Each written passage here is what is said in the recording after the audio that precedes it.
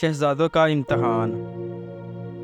شہزادی عنبر بادشاہ کی اکلوتی اولاد تھی، اس لیے بادشاہ اسے بے حد محبت کرتا تھا۔ اس کی خواہش تھی کہ شہزادی کو ایک ایسا شوہر ملے جو خوبصورت ہونے کے ساتھ ساتھ رحم دل اور بہادر بھی ہو۔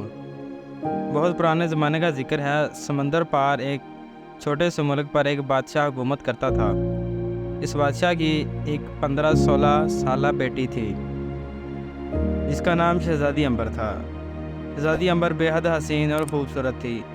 یہی وجہ تھی کہ بہت سارے شہزادے عنبر سے شادی کرنے کے لیے خواہش مند تھے۔ ہر روز کسی نہ کسی ملک کے شہزادے کا رشتہ آیا کرتا تھا۔ چونکہ شہزادی عنبر بادشاہ کی اکلوتی اولاد تھی، اس لیے بادشاہ اس سے بے حد محبت کرتا تھا۔ اس کی خواہش تھی کہ شہزادی کو ایک ایسا شوہر ملے جو خوبصورت ہونے کے ساتھ ساتھ رحم دل اور بہادر بھی ہو۔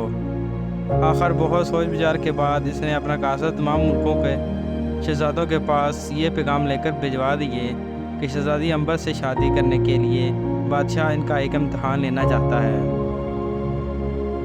جو شہزادہ بھی اس امتحان میں پورا اترے گا، شہزادی عنبر کو اس کی دلہن بنا دیا جائے گا۔ اس پیغام کو پاتے ہی بہت سارے شہزادے شہزادی عنبر کے ملک جانے کی تیاری کرنے لگے۔ ان میں سے ہر ایک شہزادے کو امید تھی وہ بادشاہ کے امتحان میں ضرور کامیاب ہو جائے گا۔ تمام شہزادے اپنے ملکوں سے نکل کر بندرگاہ پر جمع ہو گئے۔ وہاں پر بادشاہ کا ایک خوبصورت جہاز کھڑا تھا۔ یہ جہاز اسی مقصد کے لیے تھا کہ جو شہزادے شہزادی عنبر سے شادی کے لیے خواہش مند ہوں، اس میں بیٹھ کر بادشاہ کے پاس پہنچ جائیں۔ جب شہزادے جہاز میں سوار ہو گئے تو جہاز کے بادبان کھول دیے گئے اور جہاز تیزی سے اپنی منزل کی طرف بڑھنے لگا۔ شہزادے جہاز پر ادھر ادھر گھومتے ہوئے باتیں کرنے لگے اور سب کے ساتھ بے حد خوبصورت اور ذہین نظر آتے تھے۔ وہ باتوں کے دوران زور زور سے کہکے بھی لگا رہے تھے اور ان کے چہروں سے پتہ چلتا تھا کہ وہ بے حد مسرور ہیں۔ انہی شہزادوں میں ملک خراسان کا شہزادہ بابر بھی تھا۔ وہ ان شہزادوں سے الگ تھلگ عرشے پر بیٹھا ہوا سمندر کی اونچی نیچی نہروں کو دیکھتے ہوئے کچھ سوچ رہا تھا۔ دوسرے شہزادے اس کی طرف دیکھتے ہوئے زیر لب مسکرا رہے تھے۔ ان کی آنکھوں میں شہزادے بابر کے لیے حقارت تھی۔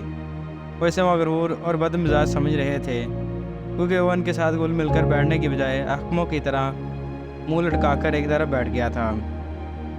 اس پر ایک شہزادے نے دوسرے شہزادے سے دھیمے لہجے میں کہا، اگر شہزادی عنبر کی اس احمق سے شادی ہو گئی تو میں اپنا نام بدل دوں گا۔ دیکھو تو کیسے بت کی طرح بیٹھا ہے۔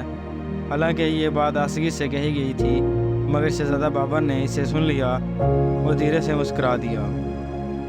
لگاتار 3 دن کی طویل سفر کے بعد جہاز عنبر شہزادی کے ملک میں پہنچ گیا۔ تمام شہزادے جہاز سے اترے اور ایک دوسرے کے ساتھ ہنسی مذاق کرتے ہوئے شاہی محل کی طرف چل دیے۔ شہزادہ بابر ان کے پیچھے سر جھکائے چلا آ رہا تھا۔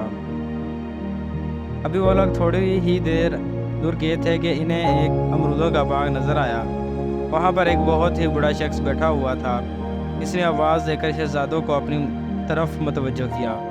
شہزادے اس کے پاس گئے۔ بوڑھے نے اپنی لرزتی ہوئی کمزور سی آواز میں کہا، اے نوجوانوں، میں ایک بہت بڑا شخص ہوں، کیا مہربانی کر کے تم میرا کام کرو گے؟ بڑے میاں، یہ تمہاری خواہش خوش قسمتی ہے کہ تم میرے ملک میں نہ ہوئے۔ ایک شہزادے نے آگے بڑھ کر کہا، اگر ایسی بات تم میرے ملک میں میرے ساتھ کرتے تو میں تمہاری زبان گدی سے کھنچوا دیتا۔ تم شہزادوں سے اپنا کام کروانا چاہتے ہو کیا تمہارے نوکر ہیں؟ بوڑھے نے گڑ گڑا کر کہا، میں بہت غریب آدمی ہوں، میرے چھوٹے چھوٹے بچے ہیں۔ اپنے باغ سے امرود توڑ کر میں اپنے اور اپنے بچوں کا پیٹ پالتا ہوں، مگر تم میری حالت دیکھ رہے ہو، میں امرود کے درختوں پر چڑھ کر امرود توڑنے سے قاصر ہوں۔ شہزادے بھی انسان ہوا کرتے ہیں اور انسان ہی انسان کے کام آتا ہے۔ کیا تم میں سے کوئی بھی ایسا نہیں ہے جو میری مدد کر سکے؟ اپنی زبان بند کرو، ایک شہزادے نے آگے بڑھ کر کہا، یہ بوڑھا تو سر پر ہی چڑھا جا رہا ہے۔ یہ کہہ کر اس نوجوان نے بوڑھے کو ایک ایسا دھکا دیا کہ وہ زمین پر جا گرا۔